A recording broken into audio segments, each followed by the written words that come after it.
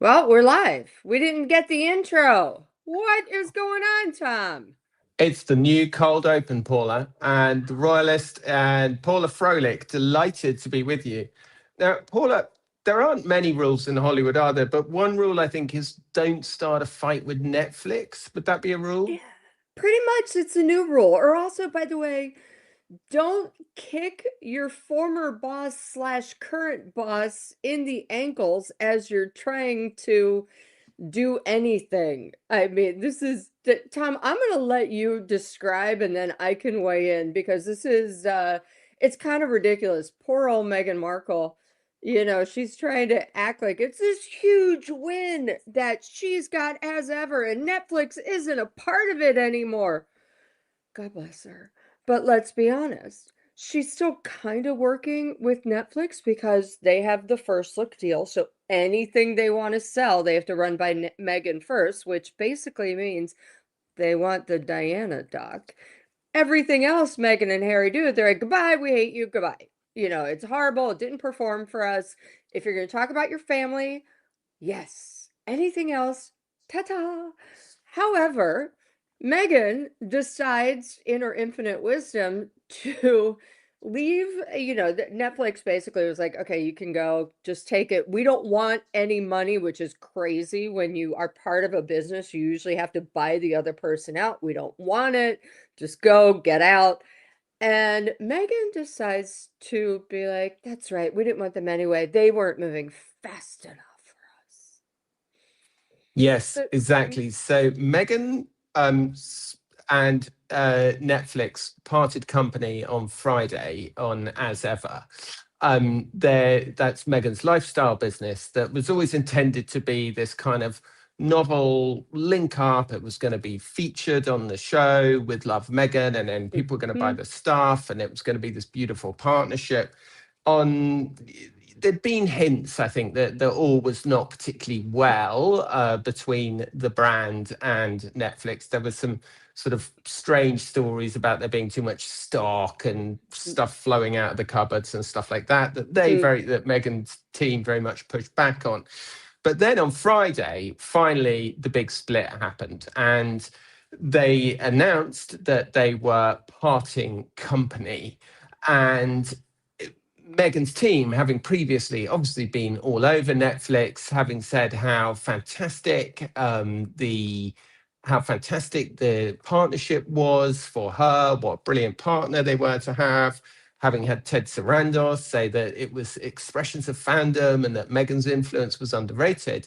Suddenly on Friday, it was announced actually they're separating, and there was this kind of statement from Meghan saying, how grateful they were to Netflix. There was a statement from Netflix, which sort of slightly bizarrely claimed that this had always been the plan, which I think would be an odd business plan if it was your business plan to partner up, spend loads of money, and then not take it forward.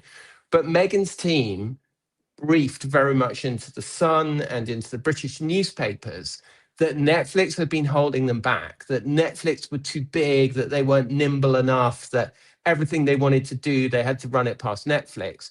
And now Netflix have hit back, telling the Daily Mail, an insider telling the Daily Mail, they were not happy with the fact that no one really cared about the brand. Not only did no one care about the brand, nobody cared in general beyond the first couple shows, Tom.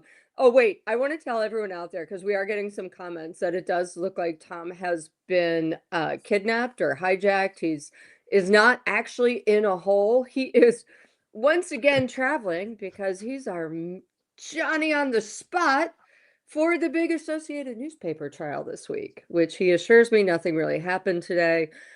But yeah, that's why Tom is not in his usual place with the lobster somewhere in the background or the lovely forest green walls. But yeah, it is kind of insane that Netflix would and Netflix Insider would say this, but it's actually not shocking. Netflix at the end of the day thought that they were going to do this huge 360 business. We've got a show, you can buy everything off the show. In fact, you can do this and that. And the problem was nobody liked the show. And then the products came, and the products went through several name changes. Remember Montecito, or like American Riviera Orchard, which sounded like a Montecito baby name. But they then it was As Ever, and As Ever, unfortunately, I don't care what Meghan and Harry say. I don't care what the PR team says. It's insanely expensive. It ain't selling well. And you got something called champenoise, which, if you're from on and below the Mason-Dixon like myself, it's just called champanale. You know, you're just like, ugh. And it's really, none of this stuff is anything you can't get at a supermarket or a Whole Foods, which is actually organic, for much, much cheaper. So that wasn't doing that well. And also, I'm not really sure, because Megan doesn't take a lot of advice. It's really hard to have an international business, to deal with international trade laws, to deal with international tariffs, and also shipping. So I'm really interested to see how she's going to jam that square peg through that round hole. And you noticed a little use of the word jam there. You could have got a bit more out of that, Paula. Jam. Well, I didn't want to Uh, spread it too thin, Tom. Yep, of course, plenty of people in the history of commerce have taken a terrible product, put it in a lovely packaging, dusted Hmm. it with a little bit of celebrity, and sold their terrible brand to someone for $100 million. So, look, it's not the worst business idea. Who knows? I think the fact that Netflix don't particularly want to work with you anymore, or you don't want to work with Netflix, suggests that things haven't gone entirely to plan. Yes, so No. as Paul has said, I've been in London not only to get my hair cut, but also because I've been at the big media trial of the century down at the Royal Courts of Justice yesterday and today. So part of the reason I was there was that a number of my old colleagues are in the dock testifying. Generally, I think they're all doing a pretty good job. They're all just basically saying, look, it was 25 years ago. I don't know why you're asking me where I got an ex-directory number from 25 years ago. I'm sorry if I wasn't allowed to have an ex-directory phone number. I don't know how I got it, but I didn't tell anyone to hack a phone. I didn't hack a phone myself. It was 20, I repeat, it was 25 years ago. And I think that this trial really now is, it's circling the bounds of ridiculousness. There was about an hour of conversation between David Sherbull and Harry's lawyer and Katie Nicholl, probably best known to our American readers as the royal correspondent for Vanity Fair, a very, very competent, experienced journalist who ran the Mail on Sunday showbiz desk for several years. I think it was 40 minutes where they argued whether a note on her paper said Susie or Sadie, as in Sadie Frost. I mean, it's so ridiculous. It's so ridiculous that this is going on. Like, I understand it's a point of principle for Harry. I understand it's a point of principle for the Mail, that everybody, it feels like one of those situations, Paula, where everyone's backed themselves into a corner. They've all said, oh, blah, blah, blah, blah, and actually it just needed everybody to like go out and have a drink. And I don't know, like the whole thing is just so crazy. It's so unbelievably crazy. It's all Well, going to be electrified next week when we will finally find out whether Gavin Burrows is going to give evidence. He's this private investigator who made these extraordinary allegations that he was creeping through the undergrowth, putting microphones on Liz Hurley's window, that the whole case, a huge amount of the case is based on. And he then issued a subsequent statement disavowing the first, saying it was not his signature, that he didn't recognize the signature. Then there's a real rogues gallery coming up. I have to say, most of them working for Harry at this stage, which is odd because they all used to work for the tabloids, and now they're all working for Harry. And they say that they've seen the lights and blah blah, including Graham Johnson, who was accused of murdering his former business partner. what? Graham Johnson. What? I'm That's sorry. mad Let's not story. skip over that, Southern Tom. News. Yeah, he was accused, and I hasten to add, not convicted, He's another reformed phone hacker who is part of it. And then there's a corrupt cop, a cop who was done for corruption, whose name is whose name will come to me in a minute, but I'll find it. That's Graham Johnson there, yeah.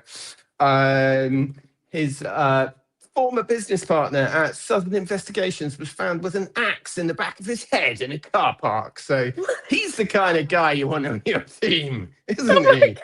God. Yeah, And Harry yeah, is and Harry is now working with all of these guys.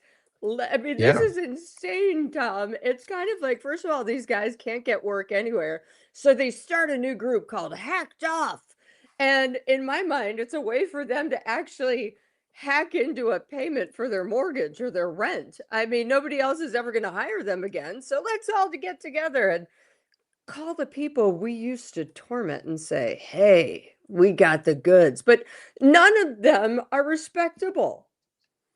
It's absolutely mad. It's like so crazy. Like the whole case is so crazy.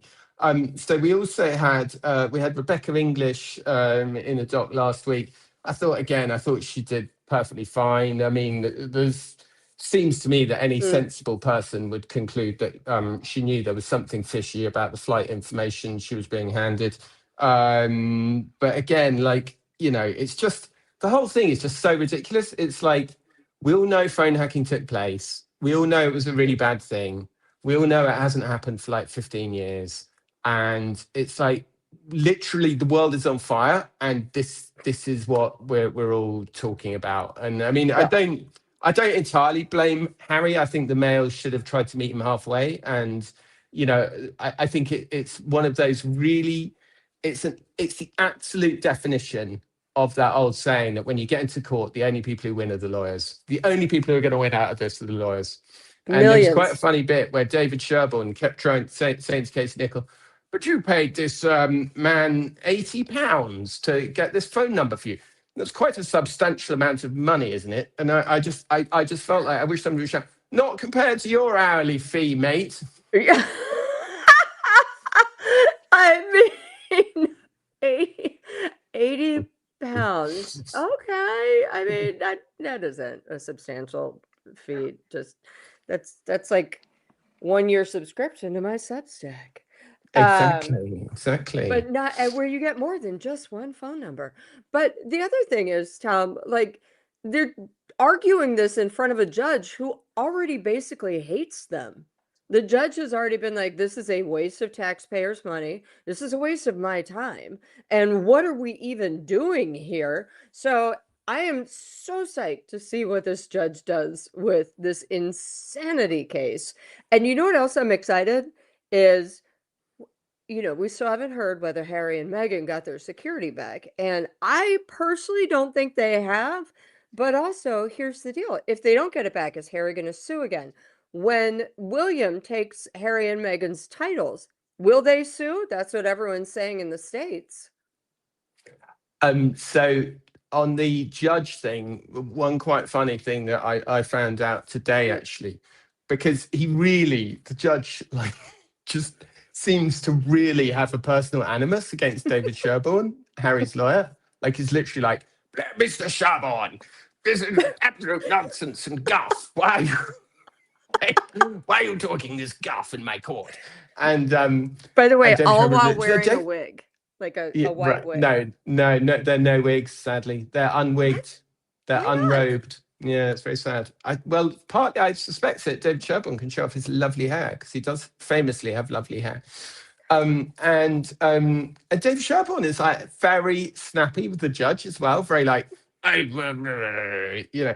And anyway, someone told me today that they used to be in chambers together, which is so they were in the same law office, Judge Oh, Nicklin and David Sherborne. And then Nicklin obviously when it became a judge and thought, yay, I'm doing fantastic. But now David Sherborne is literally makes millions and millions and millions. And so there might be a bit of history there, but I'm sure the impartiality of the law will prevail and it will not allow it to influence his decision. But the other thing I was in town for was the Commonwealth service, Now, this Mm, used to be a really big affair. Queen Elizabeth obviously was, the Commonwealth was her raison d'etre. I mean, she took it as seriously as being Queen of England. And the Commonwealth is loose affiliation of basically originally it was largely made up of former colonies. mm, Now it's a lot of English speaking countries. It doesn't really, it's very nebulous. No one really knows what it does. It certainly doesn't impose any requirements on its members. I mean, mm, there's always Peter Tatchell is always protesting outside because a lot of the Commonwealth countries, homosexuality is illegal and that kind of stuff. But it's this big event in the calendar mm, mm. for when the Queen was alive, and you all had to go. And it's the whatever it was, the second Monday in March or whatever it is. And the people all fly in from all the Commonwealth countries. But of course, this year, it was the first time that we've seen all the senior royals together since Andrew was arrested on corruption charges.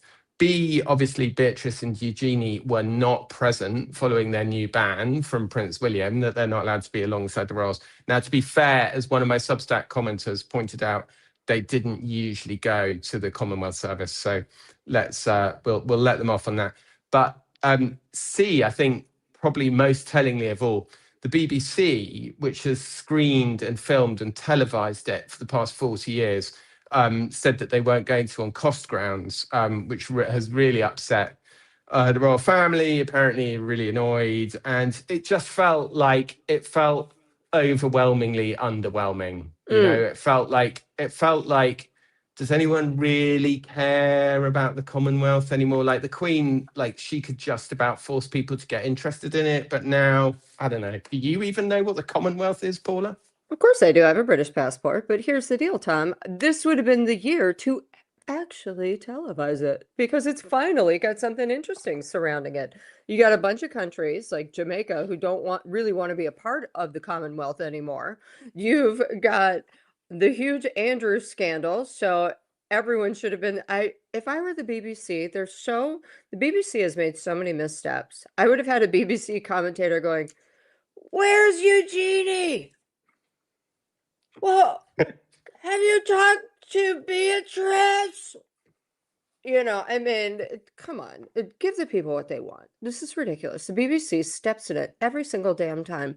Now, what I'm interested in as well is I'm seeing reports.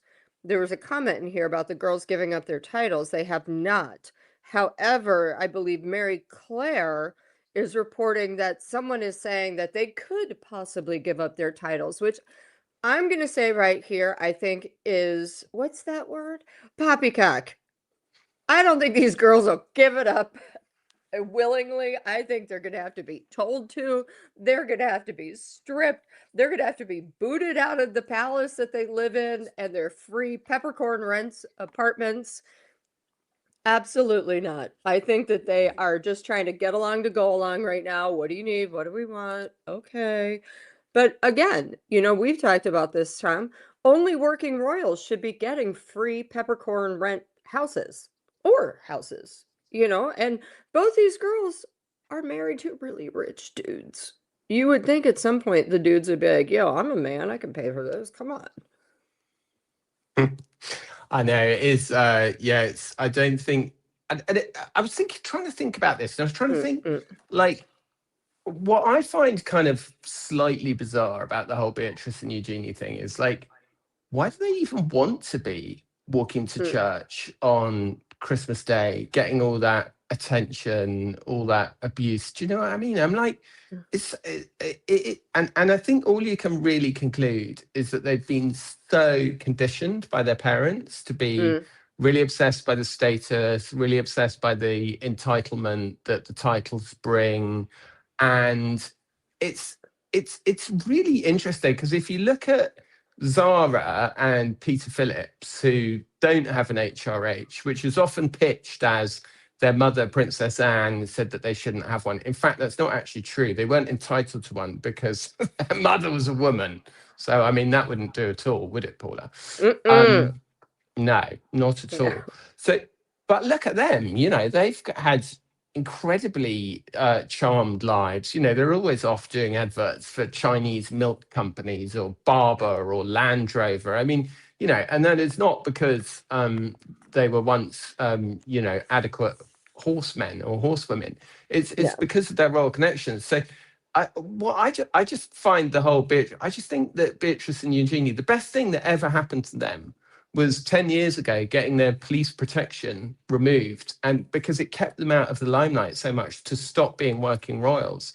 And I just the whole thing, I find that they are that obsessed with their status that they're ready to like abandon their parents on Christmas Day, go to Mm. church with like the king who's like literally humiliated their parents in public. I find find it really, really crazy. I find it See, really crazy. I know you find it crazy, but I think it makes perfect sense. First of all, they are total snobs. Remember all the stories about how they cut Catherine and they were like, ugh, I mean, she's a commoner. So they are complete snobs, and part of their snobbery is their title and their place in the aristocracy. And number two, they get a lot of money out of those titles. You know, you and I have both had conversations with Andrew Lowney where they also accept jewelry and gifts from people. If they were not princesses, would Princess Beatrice's tea for the 0.001% wealthy in Saudi Arabia have gone down? And no, if it had just been good old B. Nope. So I think for Mm, them, it's, you know, they're part of the family business, whether they like it or not, whether they admit it or not. They have accepted all this stuff.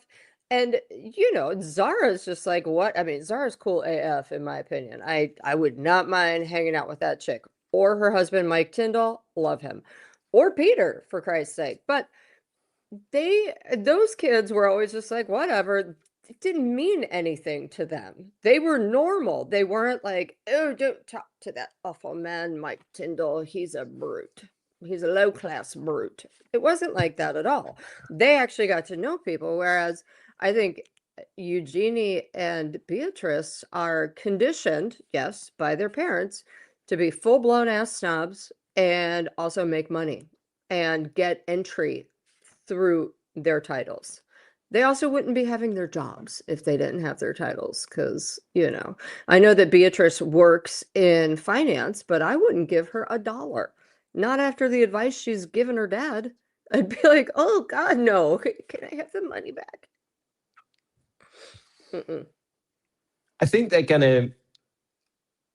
It just feels inevitable, doesn't it, that at some point somebody's going to find a document somewhere that Mm, links them, you know, that makes it clear that they did know a good deal more about what was going on than we've so far been led to believe. And I think that it's they're just it just feels like this whole Epstein scandal, it just feels like it's being mm, dragged out, and it's this black hole that just keeps sucking and sucking more and more people into it. And mm-mm, if you know, we know, as you say, we know that those two young women were very happy to trade off their titles and off their status. We saw mm, it, as you said, at that tea at the Ritz-Carlton in Riyadh, which took place 2 days after Prince Andrew was stripped of mm, his titles, took place at the same hotel where MBS held large numbers of his family and of the ruling class captive for several months in the big corruption crackdown, you know, a few years ago, tortured people, etc., etc.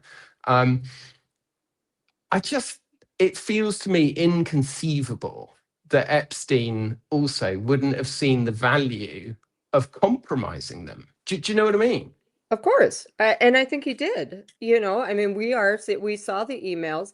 Give 50K to each of the girls.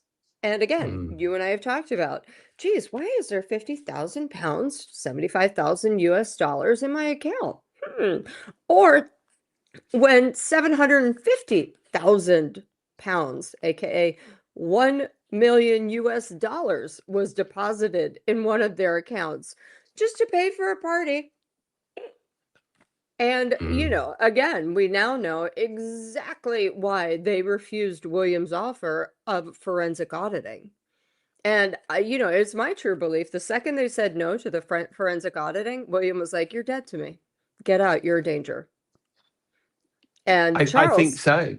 yeah, and I think Yeah. Charles is just, he don't have the cojones to deal with that. And Charles really needs to look at his nieces and his youngest son and say, obviously, we can still be family, but the firm is over here. None of you are near it. And just in case, all titles are gone. And of course, I'd love to meet your children, but it's going to be in a private capacity and never trade on your name. Thanks. yeah, yeah. And of course, so the Beatrice and Eugenie initially, when Andrew was stripped of his titles, initially there was a statement, not exactly a Mm. statement, a briefing note that went along with the statement from the palace, which said that their positions were going to be entirely unaffected. I'm told this was opposed very strongly by Prince William, or at least Mm-hmm. dismayed Prince William. Not that he was particularly consulted on it, but that it dismayed Prince William, this Mm-hmm. stance by the king, and that he is now very much behind this move to really separate them. We saw at Christmas, we saw William anxious to avoid being photographed next to either of the princesses, anxious to avoid being photographed speaking to either of them. And now we are under the impression that we're not going to see either Princess Beatrice or Princess Eugenie, sort of, certainly not with William under any circumstance, I think it's fair to say. Mm. And of course, Eugenie's pretty friendly with Harry, and famously lived in Harry's house, Frogmore Cottage, for several months before Mm-hmm. Harry and Meghan were finally reluctantly forced to cede that house back to the crown. They were evicted from it in a fit of pique, I might say, by King Charles after the publication of Spare. So yeah, it's an interesting few days and weeks for Beatrice Oh, and Eugenie. but also, the thing is that, and I'm hearing, I don't know what you're hearing. Of course, they're not going to Ascot this year, which they loved. But I'm hearing that they are just banned and sent into exile. And of course, I've read some things where it's just for a year. And I'm like, I don't think it's for a year. I think it's forever. Well, I think it's for obviously the big thing hanging over the whole royal family that you wouldn't know if you read the British newspapers, right, is that nobody knows how long Charles is going to live, right? Let's be frank. That part of what we do here is Yep. that we're able to talk about that and we're able to say that.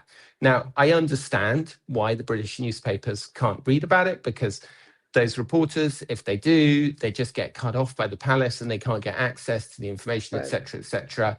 We all know, great, well done, the palace. You've done a great job on controlling the media. Fantastic. Congratulations to you. You're brilliant. But the reality is that the people of the United Kingdom are not idiots. And just as they could see that Queen Elizabeth was wasting away in front of them and didn't fit into her clothes anymore in the way that people do when they're 96, we can see that Charles is not very well, to put things mildly. And the question now, I was speaking to somebody who actually works in a capacity at an arts organization, which is connected with the royal family. And they said to me, look, the thing is, the moment that Charles said he had cancer, and the moment that it was kind of revealed that it was incurable, my organization was actually under an obligation to start acting as if he could drop dead tomorrow. Because Mm-hmm. it's not just us being prurient, and it's not just us reacting to scandal or gossiping. It's like, that's the reality on the ground for anybody who is involved in any way, has any royal patronages, any royal endorsement, relies on any way on the royals for their work or their position. And of course, that applies particularly to Beatrice and Eugenie, who appear to only really be hanging on by their fingernails at the whim of King Charles. We're now hearing that Andrew is going to be removed from the line of succession. I think it's pretty clear. Apparently, that was another conversation going on at Commonwealth Day with the leaders of the Commonwealth. It's pretty clear that that is now going to happen whenever a police investigation concludes. It could be a year, it could be 2 years. But then, are you really going to tell me that it is sustainable to have a situation where a hereditary, the putative title of a hereditary monarch can skip the father and go to the children? I mean, it's just completely nonsense. I mean, obviously the whole thing's nonsense anyway, and to say we're all chosen by God and blah, blah, blah, blah, blah. It's clearly all nonsense. And I think, to be honest, well, this is the reason why they've always resisted messing around with the succession. They've always resisted the Queen abdicating. They're always going to resist Charles abdicating, because the moment you start doing that, people start going, well, hang on a second. If you can do that, why can't you do this? Yeah. But it's also kind of, you know, I mean, I do believe that Charles does not want to step down. I do believe that as long as he is drawing breath, he will be king.